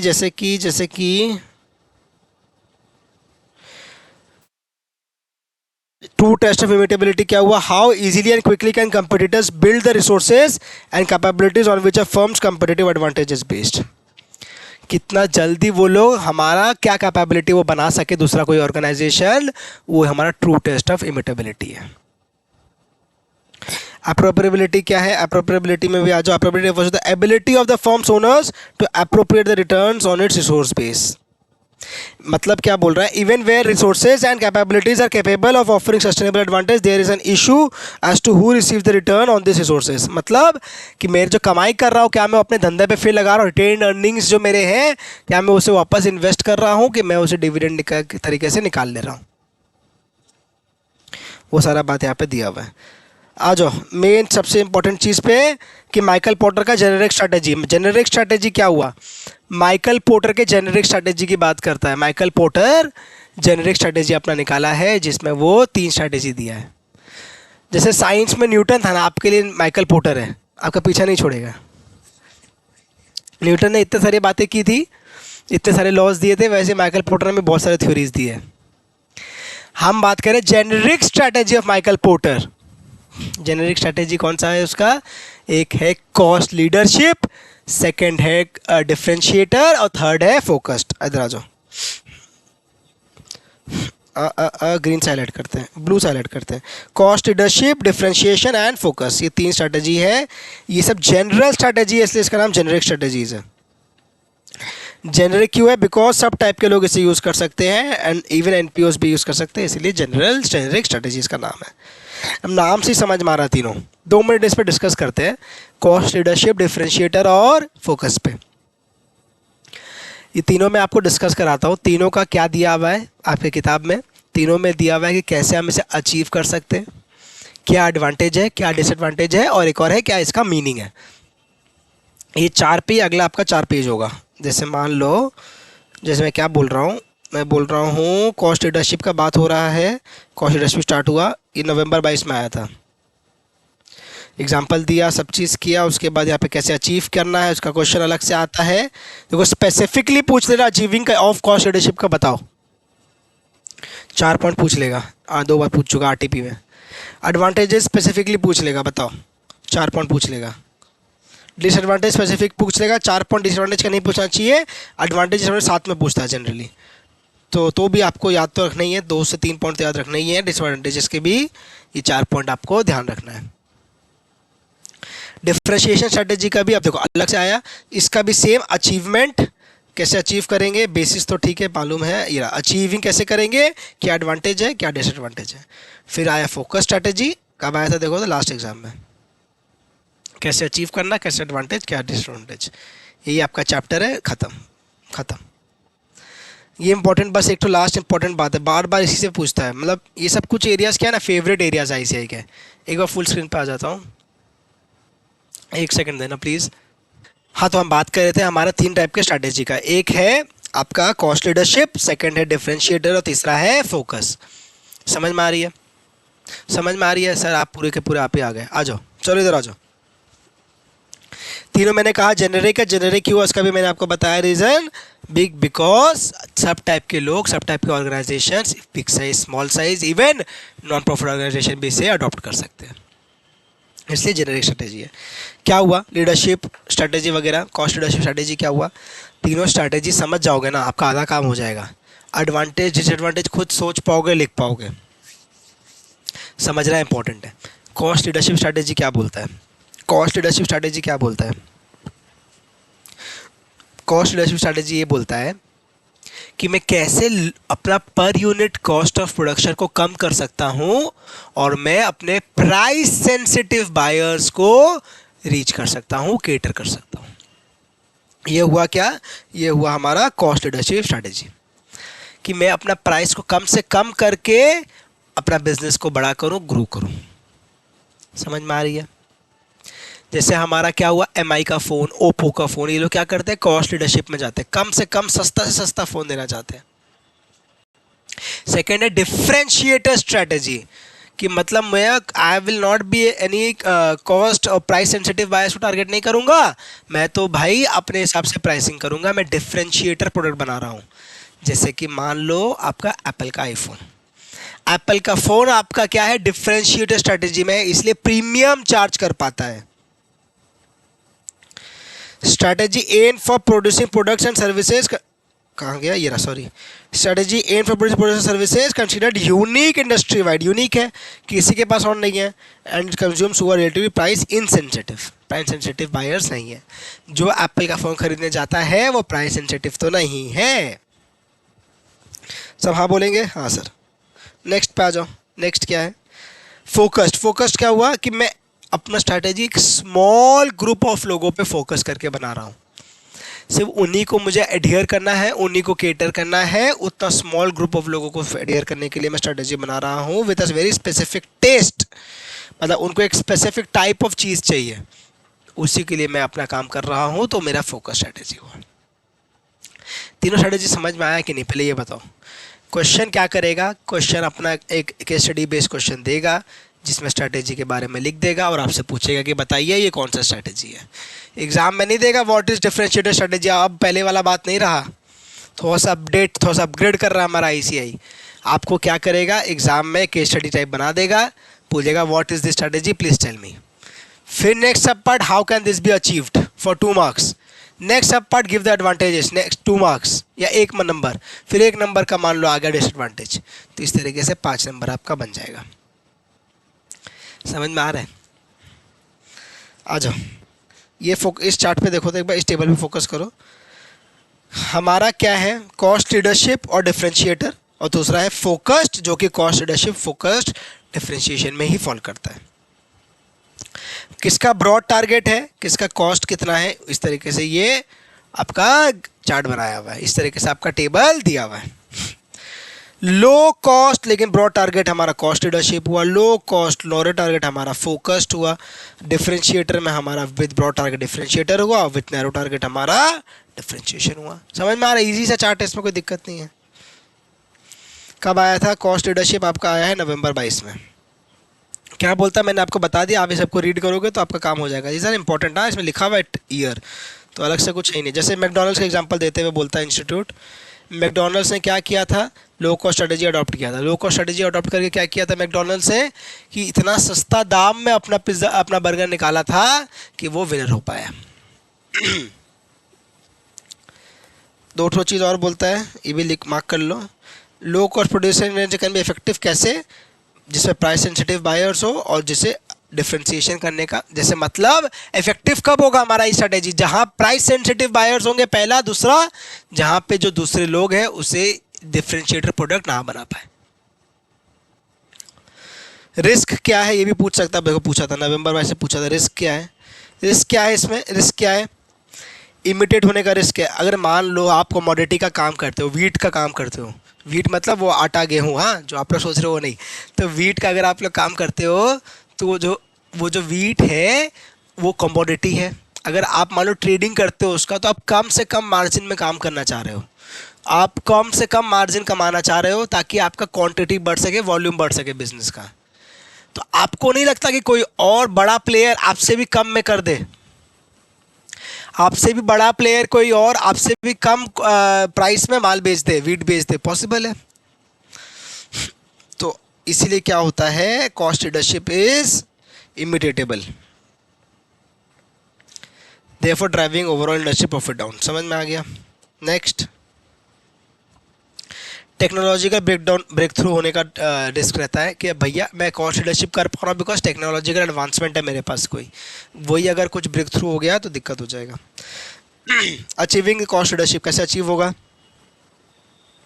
पॉइंट्स दिए हुए आप लोग पढ़ लेना, कोई दिक्कत इसमें आपको होगा नहीं।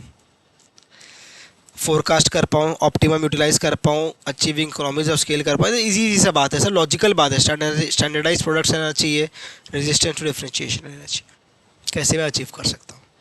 एडवांटेज क्या है? मैं समझ रहा हूँ थोड़ा डिफिकल्ट होने वाला है, इसमें काफ़ी चीज़ याद करने वाली है, लेकिन मतलब इसमें कोई उपाय नहीं है, याद करना ही पड़ेगा।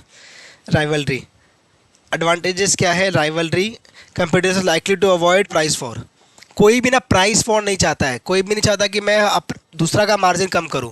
भैया दूसरा का मार्जिन कम करने के चक्कर में आप खुद कम दाम में बेच रहे हो, आपका खुद का मार्जिन भी अफेक्ट होता है। Buyers are not able to exploit the cost leader firm will continue buy this product.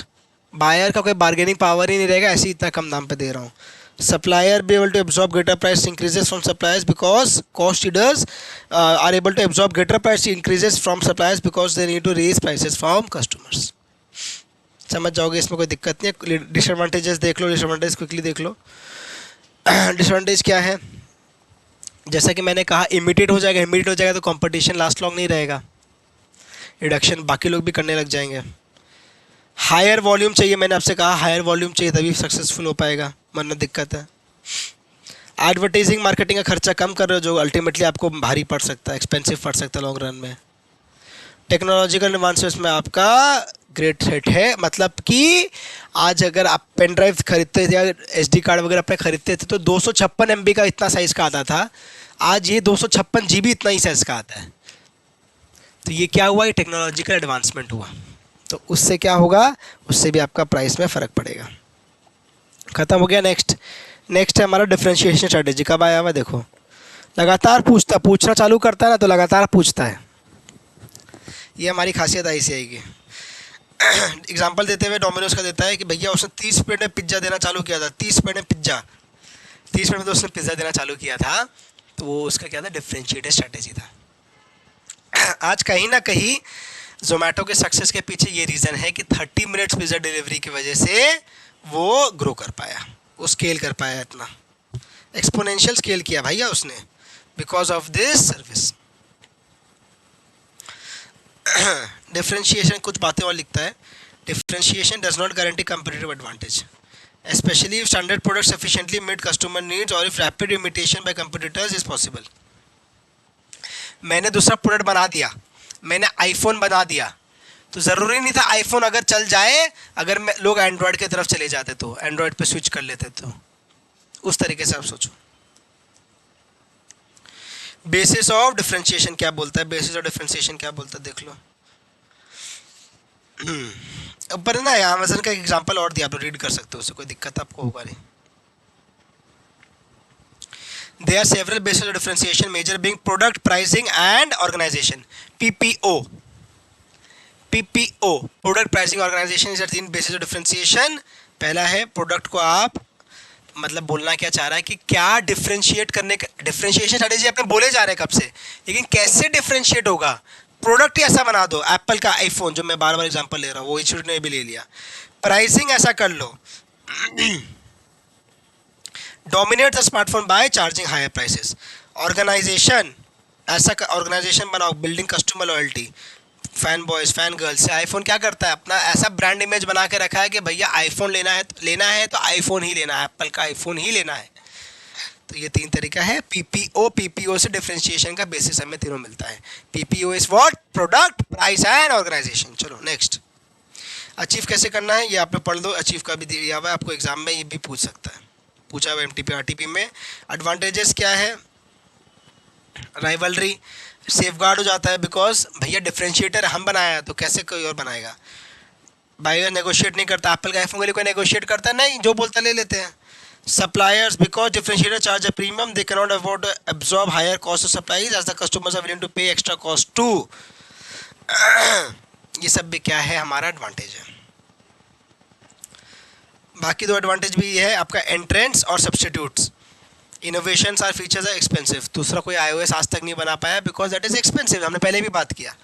तो एंट्रेंट हमारा ब्लॉक हो जाता है। सब्सटीट्यूट कांट रिप्लेस डिफरेंशिएटर है भैया, एंड्रॉयड जितना भी ले आओ iOS ही है। आईफोन यूजर्स कैन रिलेट, हाँ iOS ही है। डिसएडवांटेजेस और डिफरेंशिएशन स्ट्रेटेजी, यूनिकनेस है, पता है डिफरेंशिएटर मतलब यूनिकनेस है, बट वो सस्टेन करना मुश्किल है, कोई भी चीज़ यूनिक रह नहीं पाता। समझ में आ रही है। Charging too high prices for differential products में cause the customer switch off. अब आज के डेट में लोग क्या करते हैं कि आईफोन से स्विच कर जाते हैं towards Android because of the high cost. तो वही चीज़ का बात है। फेल टू वर्क का बात लिखा हुआ है, वो आप लोग पढ़ लो, हो जाएगा। फोकस स्ट्रेटेजीज आ गया हमारा तीसरा स्ट्रेटेजी पे, जिसका नाम है फोकस स्ट्रेटेजी। फोकस स्ट्रेटेजी में हमने आपसे क्या कहा कि फोकस स्ट्रेटेजी एक स्मॉल नैरो टारगेट रखता है, स्मॉल ग्रुप ऑफ पीपल को केटर करना चाहता है। किस तरीके से, 2 तरीके से, फोकस्ड कॉस्ट लीडरशिप में जाके या फोकस्ड डिफरेंशिएशन में जाके। जैसे एग्जांपल देता है फरारी की गाड़ी, Ferrari sports cars focus strategy में जाता है। रोलेक्स का वॉच फोकस स्ट्रेटेजी में जाते हैं लोग।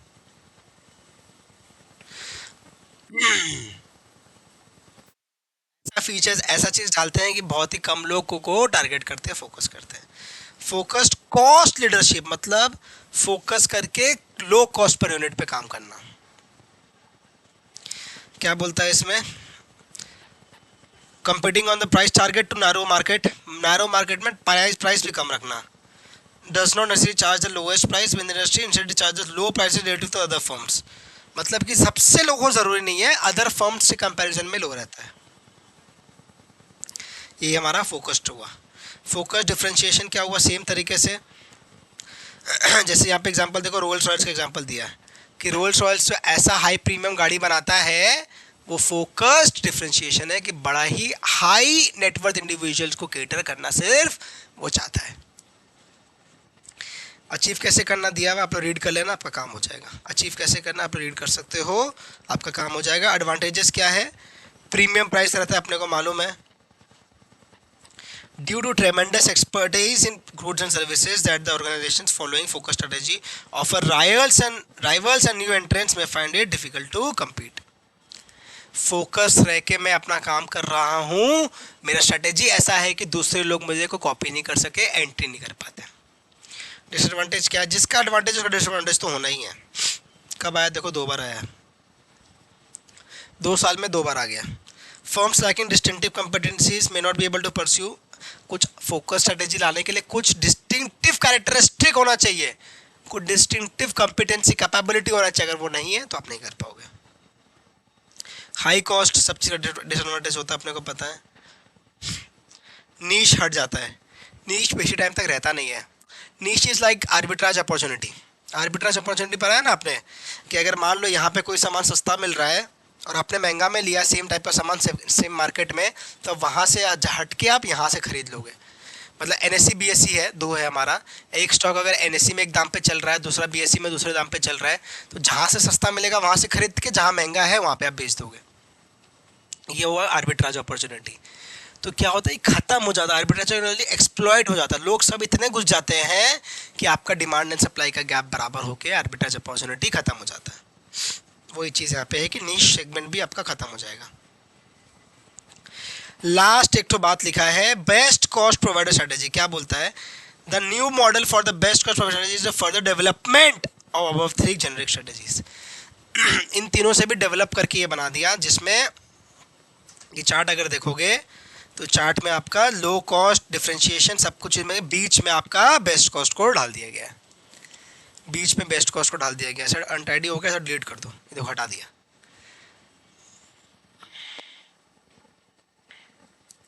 क्या लिखा है, the objective is to keep cost and prices lower than those of other sellers of comparable products. कैसे होता है, 2 तरीके से दिया हुआ है। ऑफर करो या तो लो प्राइस में, या फिर सिमिलर प्राइस चार्ज करो लेकिन क्वालिटी और फीचर बेटर बनाओ। एक जैसी बातें हैं, कोई दिक्कत नहीं है। ये बेस्ट कॉस्ट स्ट्रेटेजी का बात हुआ। Lower cost better quality, best cost strategy, कम से कम कॉस्ट में अच्छा से अच्छा क्वालिटी, अच्छा से अच्छा कमोडिटी अपने कंज्यूमर को दो। For example, Android flagship phone come from OnePlus, Xiaomi, Oppo, Vivo are all rooting for giving better quality at lowest prices. They are following best cost provider strategy to benefit the market. Example भी हो गया, आपको समझ में आ गया। खत्म हो गया चैप्टर, ये आपको लिए दिया, ये आप लोग कर लेना, इजी सा है। समरी खत्म, चैप्टर एंड हो गया। आ जाओ फुल स्क्रीन में, आ जाओ एक बार। चैप्टर हमारा एंड हो गया, आपको समझ में आया होगा। आपको क्या करना है, फटाफट चैप्टर को पढ़ना है। जो जो मैंने इंपॉर्टेंट मार्क कराए हैं वो सब पढ़ो, अच्छे से याद कर लो, आपका काम हो जाएगा। कोई दिक्कत आपको होगी नहीं, कोई दिक्कत होगा तो क्या करना है, कॉन्टैक्ट ASAP। कोई दिक्कत होगा तो हमें कॉन्टैक्ट करिए, हम आपके लिए पूरा अवेलेबल रहेंगे। चलो ये वीडियो को एंड करते हैं। लाइक शेयर सब्सक्राइब करना मत भूलिएगा। वीडियो को अपने दोस्तों के संग शेयर करिए, कमेंट करिए, आपका कोई फीडबैक है बताइए हमें, नीचे दिए गए नंबर्स में व्हाट्सएप करिए, जो आपको करना है रीच आउट करिए, हम आपके लिए हमेशा अवेलेबल रहेंगे, ठीक है। चलो वीडियो एंड करते हैं। आपको यहाँ पे सब्सक्राइब आ रहा होगा, इस तरफ सब्सक्राइब, इस तरफ लाइक, दूसरा फीडबैक, दूसरा मैंने प्लेलिस्ट भी लगा दिया आपका FM का, वहाँ पे भी आप चेकआउट कर सकते हो। चलो till then all the best for your exams, अच्छे से पढ़ाई करो, ठीक है। Tata bye bye.